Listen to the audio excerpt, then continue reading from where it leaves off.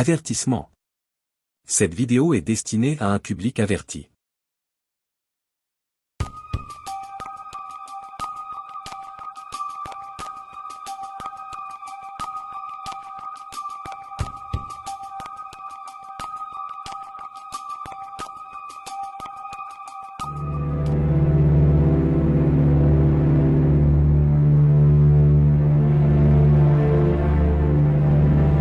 La symbolique est forte. Couper la chevelure d'une femme, c'est mutiler sa féminité, la déshumaniser. Parfois même, on improvise des tribunaux pour justifier la tonte. Les femmes ont beau essayer de se défendre devant cette justice populaire, peu importe qu'elles soient coupables ou non. Les jeux sont faits d'avance car il faut des victimes expiatoires. La moitié des femmes qui sont tondues ne le sont pas pour avoir couché avec les Allemands. Elles le sont pour d'autres formes de collaboration. Donc l'accusation de collaboration sexuelle ou horizontale n'est avérée que pour la moitié d'entre elles.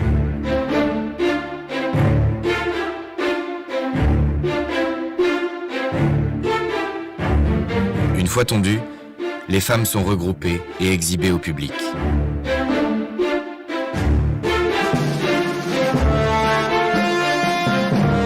Puis elles sont juchées sur des bennes de camions ou des charrettes estampillées poule à boche ou chars de collaboratrices. L'ambiance est festive. Des insultes, des quolibets sont lancés comme putain de la nation. Parfois même, pris dans l'hystérie collective, les soldats américains participent activement à ces séances de tonte publique, même si leur hiérarchie l'interdit formellement.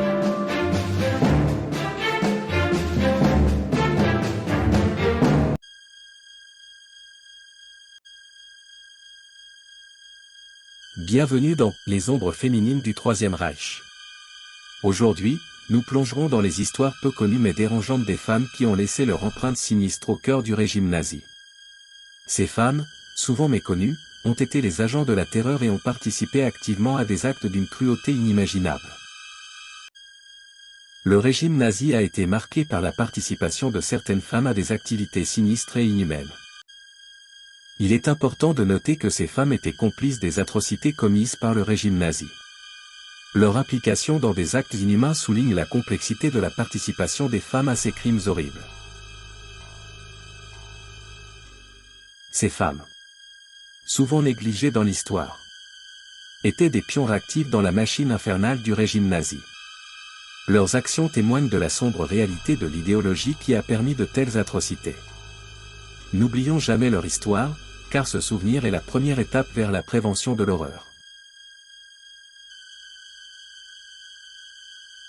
Commençons notre exploration avec Ilse Koch. Surnommée la sorcière de Buchenwald. En tant qu'épouse du commandant du camp, elle a délibérément participé à des actes sadiques, collectionnant même des peaux humaines tatouées. Son histoire est un sombre rappel de l'inhumanité à son apogée. 22 septembre 1906. Dresde, en Allemagne. C'est ici que viendra au monde celle qu'on appellera désormais la sorcière de Buchenwald. Ilse Köhler a grandi dans une famille modeste à Dresde. Mais son enfance et adolescence fut heureuse avec des parents présents et aimants. En 1936, elle épouse Karl Otto Koch, un officier SS. Karl Otto Koch est né le 2 août 1897 à Darmstadt, en Allemagne.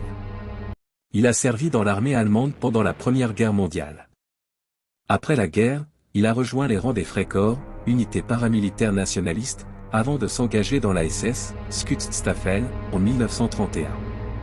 En 1936, Koch a été nommé commandant du camp de concentration de Sachsenhausen, situé près de Berlin.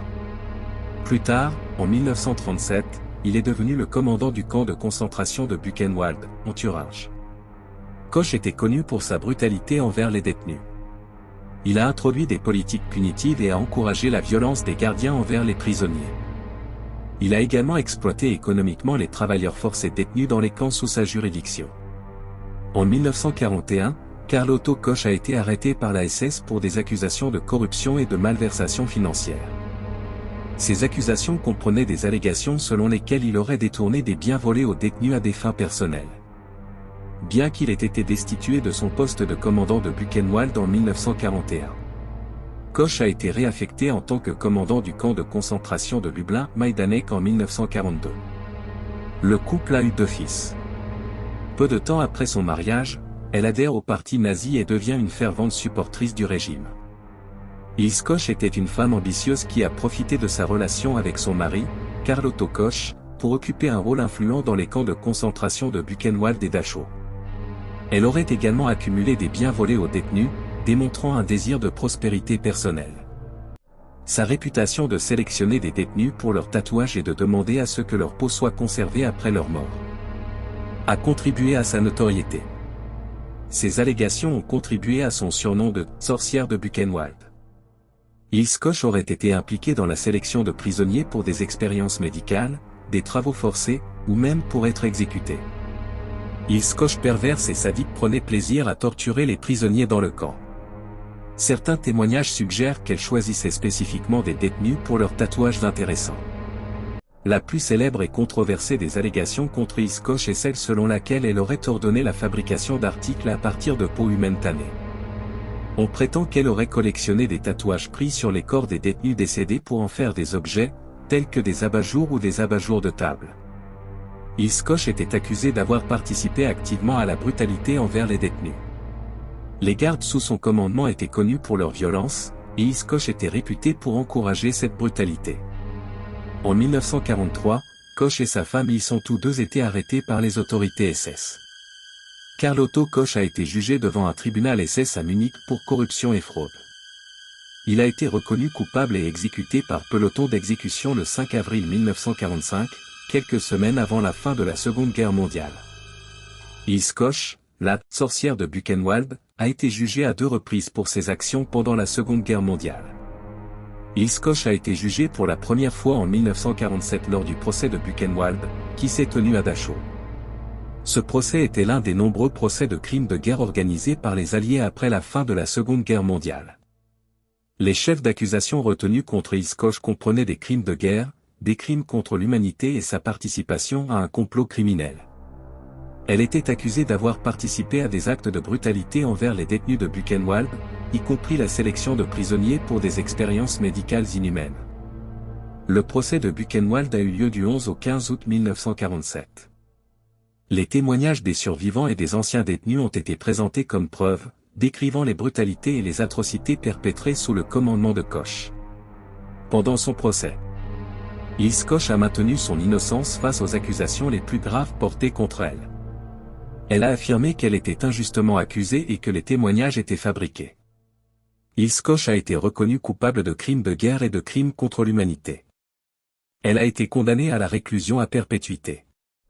En 1951, la Cour suprême de Hesse a annulé la peine d'emprisonnement à vie de Koch, estimant qu'elle n'avait pas été jugée équitablement. Cela a conduit à un deuxième procès en 1952. Lors de son deuxième procès, Ilse Koch a été accusée de vol, de malversation financière et d'abus de pouvoir. Le deuxième procès s'est déroulé du 27 janvier au 30 janvier 1952. Cette fois-ci, les chefs d'accusation étaient liés à des activités criminelles commises avant la fin de la guerre. Ilse Koch a été reconnue coupable et condamnée à la réclusion à perpétuité. Cependant, elle n'a pas purgé cette peine. Elle s'est suicidée dans sa cellule à la prison d'Eschach le 1er septembre 1967, avant de purger la deuxième peine de réclusion à perpétuité prononcée contre elle. L'histoire d'Ilse Koch souligne la complexité et la controverse entourant la documentation des horreurs commises pendant la période du régime nazi.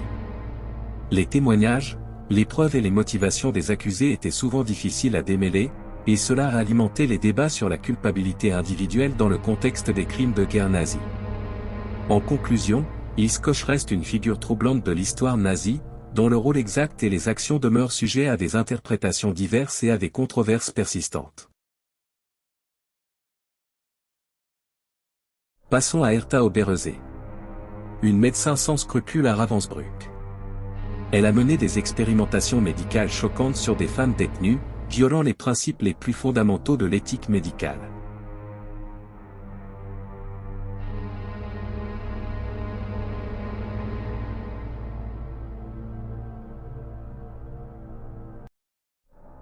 Hertha Oberhäuser. Née le 15 mai 1911 à Cologne, en Allemagne. était une médecin allemande qui a acquis une triste notoriété en tant que participante aux expérimentations médicales inhumaines menées sur des détenus dans le cadre du programme médical nazi pendant la Seconde Guerre mondiale. Hertha Oberhöse a étudié la médecine à l'université de Bonn et a obtenu son diplôme en 1937. Après ses études, elle a travaillé comme assistante dans divers hôpitaux en Allemagne. Hertha Oberhöse a rejoint le Parti national-socialiste des travailleurs allemands, NSDAP, et la Schutzstaffel, SS, au début des années 1930. Ce qui l'a lié idéologiquement au régime nazi. En 1940, Hertha Oberhöse a été recrutée pour travailler au camp de concentration de Ravensbrück. Principalement en tant que médecin. Ravensbrück était un camp de concentration principalement destiné aux femmes. Elle a travaillé sous la supervision du docteur Karl Schobar, qui était le médecin personnel de Heinrich Himmler.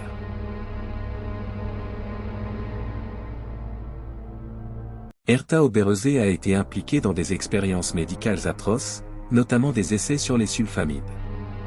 Oberhöse a mené des expériences sur les sulfamides, des antibiotiques, pour étudier leur efficacité. Des détenus ont été infectés délibérément par des bactéries ou des agents pathogènes, puis traités avec ces médicaments. Ces expériences étaient douloureuses et souvent mortelles. Des expérimentations sur la gangrène. Hertha Oberhöse a mené des expériences sur la gangrène, une infection entraînant la mort des tissus. Des détenus ont été infectés avec des bactéries provoquant la gangrène, et Oberhöse a étudié la progression de la maladie. Ces expérimentations ont entraîné d'horribles souffrances et la mort de nombreuses femmes. Essai de résistance à la phlegmasie gazeuse, Oberhöse a participé à des expériences visant à étudier la résistance à la phlegmasie gazeuse, une infection bactérienne grave. Des détenus ont été exposés à la bactérie, provoquant des infections sévères et des décès. Mutilation et chirurgie non consensuelle. Des témoignages ont également fait état de mutilations et de chirurgie non consensuelle effectuées sur des détenus. Ces actes étaient souvent cruels, inhumains et contraires à l'éthique médicale. En plus des expérimentations médicales, les détenus de Ravensbrück vivaient dans des conditions inhumaines. La malnutrition, les mauvais traitements, les travaux forcés et les exécutions étaient monnaie courante. Après la guerre, Hertha Oberhöse a été arrêtée par les forces alliées. Elle a été jugée lors du procès des médecins à Nuremberg. Le troisième des procès de Nuremberg, en 1946 à 1947. Le procès visait à juger les médecins nazis responsables d'expérimentations médicales criminelles. Lors du procès, Hertha Oberhöse a été reconnue coupable de crimes de guerre et de crimes contre l'humanité. Elle a été condamnée à 20 ans de prison. Cependant, en 1952, elle a été libérée de prison pour bonne conduite, après avoir purgé seulement quelques années de sa peine. Après sa libération, Hertha Oberhöse a repris la pratique médicale sous son nom de jeune fille. Elle a été radiée de l'ordre des médecins en Allemagne en 1958. Elle a continué à nier sa culpabilité et à minimiser son rôle dans les crimes commis à Ravensbrück. Hertha Oberhöse est décédée le 24 janvier 1978 à Linsheim, en Allemagne. Sa participation aux expérimentations médicales nazies demeure un sombre chapitre de l'histoire médicale. L'ombre de Maria Mandl plane sur Auschwitz. Surnommée la hyène d'Auschwitz, elle a orchestré des actes de cruauté impensables, participant activement à la torture et au meurtre de milliers de détenus. Maria Mandl, née le 10 janvier 1912 à Münskirchen, en Autriche, était une gardienne de camp de concentration nazi qui a acquis une sinistre réputation en tant que commandante du camp de concentration d'Auschwitz-Birkenau.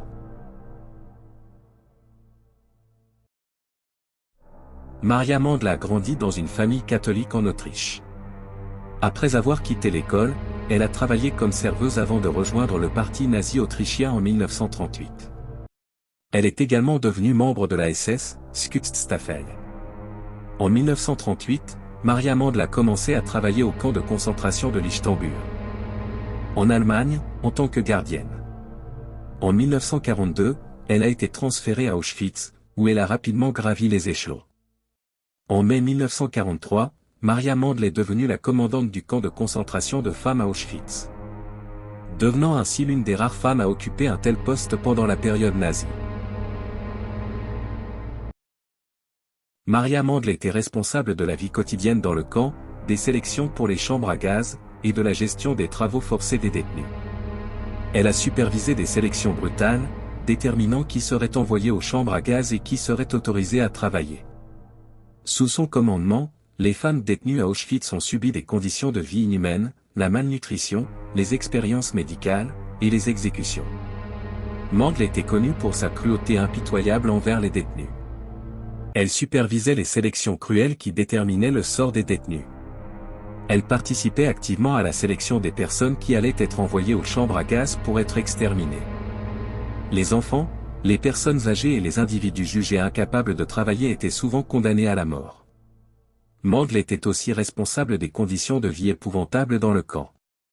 Les détenus étaient soumis à la surpopulation, à la malnutrition, aux mauvais traitements physiques et psychologiques, aux travaux forcés épuisants, et à des logements insalubres. Mandl a permis et supervisé des expérimentations médicales inhumaines menées sur des détenus.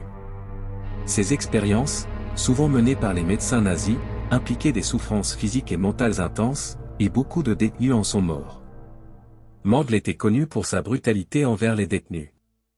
Les châtiments corporels, les exécutions sommaires, et les humiliations publiques étaient couramment infligées sous sa direction. Les détenus étaient souvent soumis à des travaux forcés épuisants et inhumains. Mandl était responsable de l'organisation de ces travaux et de l'exploitation systématique de la force de travail des détenus. Maria Mandl ne se contentait pas de donner des ordres. Elle participait activement à la violence. Elle était présente lors de nombreuses exécutions et châtiments, montrant ainsi son engagement direct dans les actes criminels. Après la libération d'Auschwitz par les forces alliées en janvier 1945, Maria Mandl a tenté de fuir, mais a été capturée par les forces américaines. Elle a été remise aux autorités polonaises en 1947. Maria Mandl a été jugée lors du procès d'Auschwitz à Cracovie en 1947. Elle a été reconnue coupable de crimes de guerre, de crimes contre l'humanité et de participation à un complot criminel. Le 24 janvier 1948, elle a été exécutée par pendaison. Le rôle de Maria Mandl à Auschwitz symbolise la brutalité du système concentrationnaire nazi et son engagement actif dans les atrocités commises à l'encontre des détenus.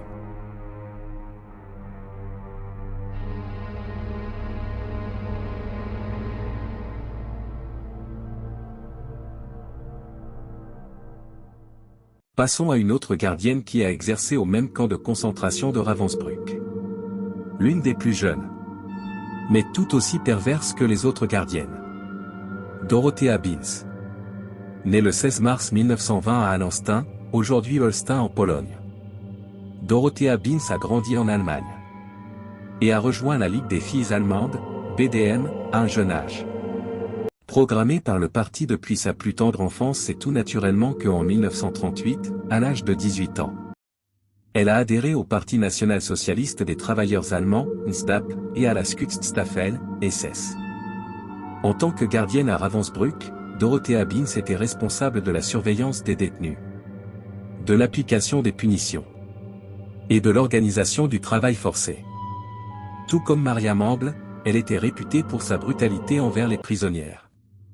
Binz était également impliquée dans des sélections pour les chambres à gaz, où elle participait à la sélection des détenus destinés à être exécutés. Elle supervisait également les châtiments corporels et d'autres formes de mauvais traitements infligés aux détenus. Après la libération de Ravensbrück par les forces alliées en avril 1945, Dorothea Binz a été capturée par les soviétiques. Elle a été extradée vers la Pologne en 1946 et jugée pour crimes de guerre. En décembre 1946, lors du procès de Ravensbrück à Hambourg, Dorothea Binz a été reconnue coupable de crimes de guerre, de crimes contre l'humanité et de violation des lois et coutumes de la guerre. Elle a été condamnée à mort. Dorothea Binz a été pendue le 2 mai 1947 à Hamelin, en Allemagne. Son exécution a été l'une des nombreuses sanctions infligées aux criminels de guerre nazis à la suite des procès menés après la fin de la Seconde Guerre mondiale. Le rôle de Dorothea Binz à Ravensbrück souligne la brutalité et l'inhumanité qui ont caractérisé de nombreux gardiens et gardiennes de camps de concentration nazis. Ces actions ont été jugées comme des crimes graves contre l'humanité, et elle a payé le prix de ces actes par sa condamnation à mort et son exécution.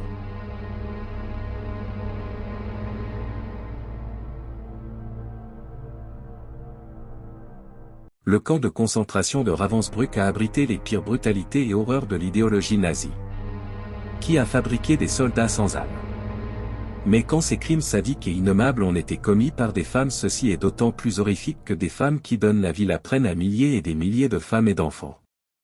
Ce qui souligne toute l'emprise et la manipulation sectaire que le parti nazi d'Adolf Hitler et ses apôtres ont répandu comme la peste sur terre.